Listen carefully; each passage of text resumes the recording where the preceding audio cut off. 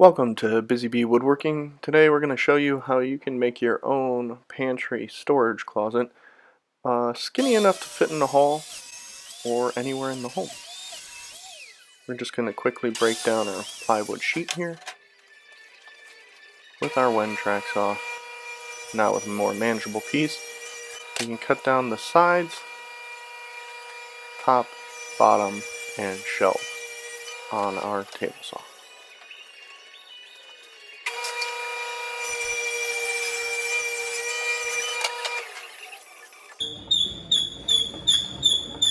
Okay, so I set up my dado blade, or dados, I know, in the table saw. And then I realized, you know what, that's not a safe cut at all. When that piece is that long, you're definitely gonna get some kickback. So I went ahead and I set up my straight edge with my router and ran it that way instead. The only issue is, I forgot to turn on the camera on that piece too, so that's how I put those in there. It worked out pretty well. So you just gotta make sure you line it up properly so that molding is gonna come right to the edge where that permanent shelf is going to be attached on the bottom. And then on the top, you wanna make sure that the molding will cover where the top is inset into there. So just a couple of things to think about, and you can imagine in your head. Let's get back to the build. Alright, so now we can cut down our pieces. So we'll have 3 pieces the same size. That's going to be for the permanent shelf, top and bottom. And then we are also going to cut a few more shorter.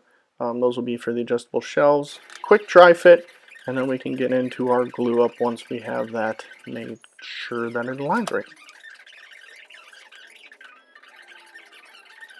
Now with these bigger glue ups, it can be a little tricky, and sometimes it's nice to have a second set of hands, but you just kind of have to finagle the clamps back and forth.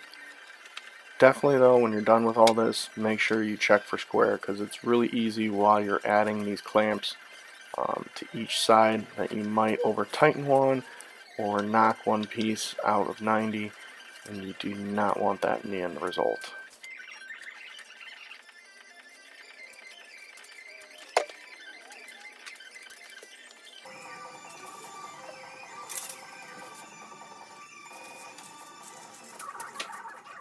Now we can put that to the side while the glue dries, and we can break down a 1/4 inch sheet just to attach to the back. Now we oversized it slightly here, and then we're going to attach it to the back with glues and some staples, and that'll hold it into place until that dries. Then we can come back with our trim router and clean up those edges.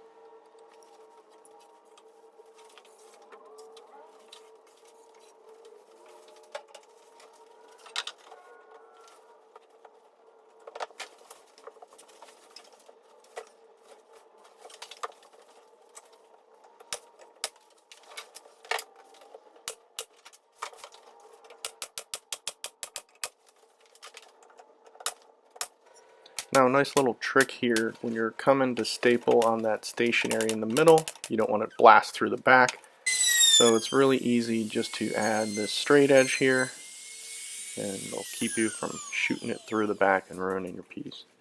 But now that it's all nice and dry, we can come back here with our router and trim up those edges.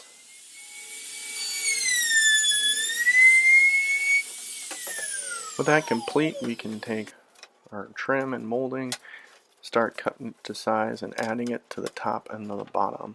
Now I went ahead and I stained this ahead of time and clear coated it. And then I can just come back and do a little bit of touch up where the nails are. Just gets a better finish, and it won't drip inside the cabinet, which is really important. Here's another little quick tip. Put a little arrow on the one side of the line when you're doing the molding to make sure that you do your 45 in the correct direction. You don't end up with 2 45s going the same way or something like that. And then we can just quickly, easily fit those pieces and just do a nice straight cut in the bottom. And come back and add those with some glue and some finish or brads.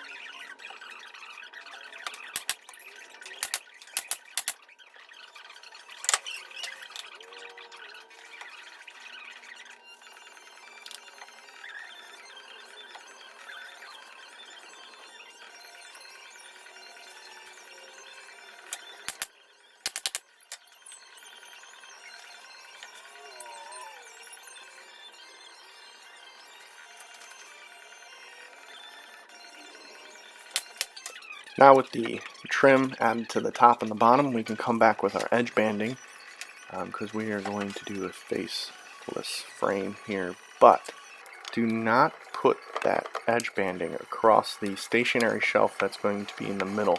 And you'll see a little bit here how helpful that is. Because we're actually going to stain this little edge here that's getting edge band, but we're not going to stain the inside, nor are we going to stain that middle drawer, or excuse me, that middle shelf. So if you do not edge band it and you happen to get a little bit on it, you won't have to panic because then the edge band will go right over and cover it. So a little quick tip. One thing I will say is this nice little edge banding tool that I have here comes in quite handy. So you might want to pick yourself up one, but always remember you need a razor blade just because it won't go all the way to the ends.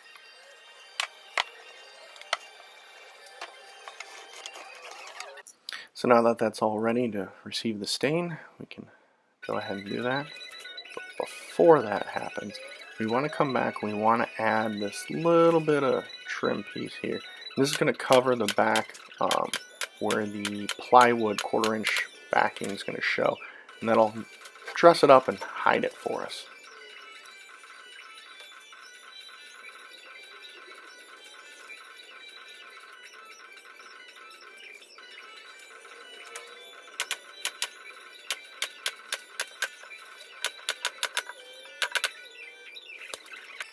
So now while we wait for that stain to dry, we can come over and now start cutting down pieces for our doors. Now we're using red oak here, considering that we used 3/4 inch red oak ply, so we want the doors to match. And we're just going to rip down the stiles and the rails right now, and we can cut them all to size. Now because of the size of the doors, they're pretty long, so you're going to want to put a support rail right in the middle of it, and you'll see that here shortly.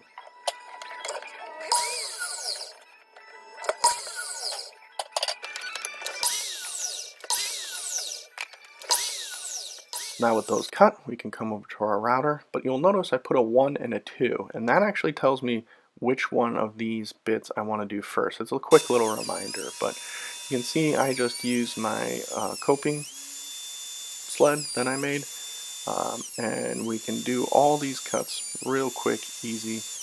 It actually made the setup of the depth proper, so I don't even have to hassle around with that, and we can fly through this pretty quickly. Now once we have all those done, we just come back and we'll do all these. But remember, 2 of those are in the middle, so we're going to have to get the other side as well to accept the dual panel. Now for these long ones, it can be a little tricky handling it in there, so I always like to kind of do a little test run on how my hands are going to run through here, and it gives me a kind of a heads up on any tricky spots that might pop up, but it comes out pretty well.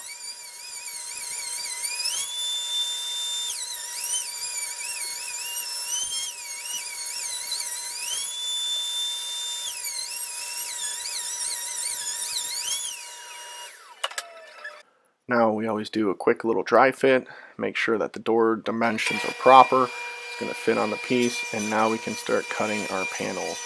But if you're like me, you can come here and realize that the piece that is not a full 4x8 is going to leave you 1 panel short. So after a little bit of frustration, you're going to run to the hardware store and pick up a whole sheet for just 1 little more panel put in there. But we'll break all those down, and we need 4 panels here.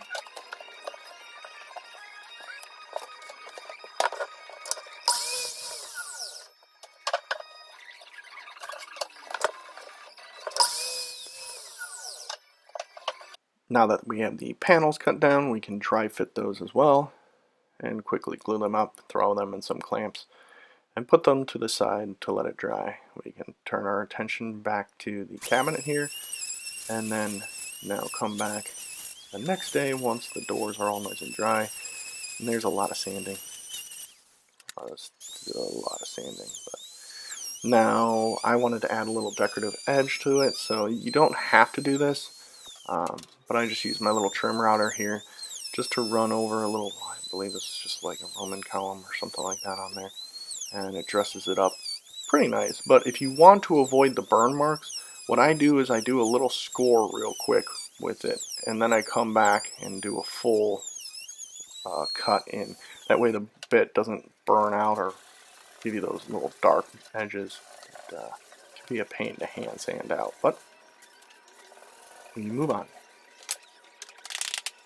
Now, before we finish the inside of the cabinet, we're going to want to put our adjustable shelf peg holes. I use this Rockler jig. I actually have a little review video on it, and it worked really well. But I have one bit set to a 1/2 inch for 1/2 inch ply, and this one I went ahead and bought a new one to set for 3/4 inch ply.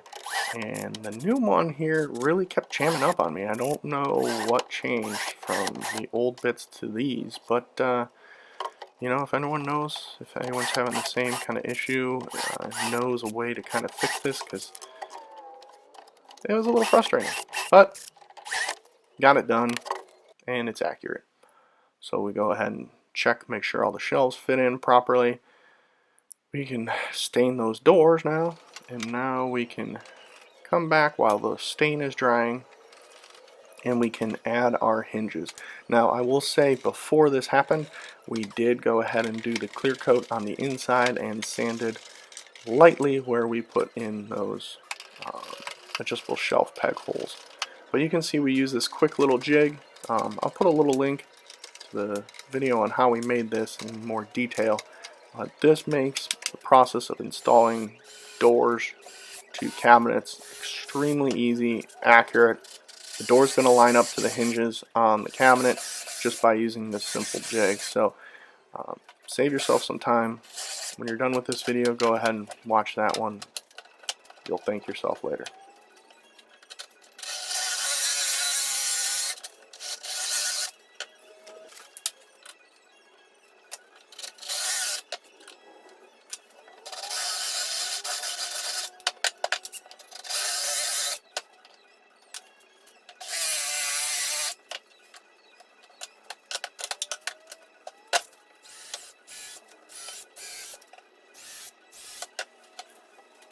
Now with all that complete, we can come back and actually attach the door to the hinges just by quickly flipping the hinges out, bringing the door over, balancing it in that little cup there, and then we're going to put a screw in the top, one in the bottom, and then we can come back and finish them throughout.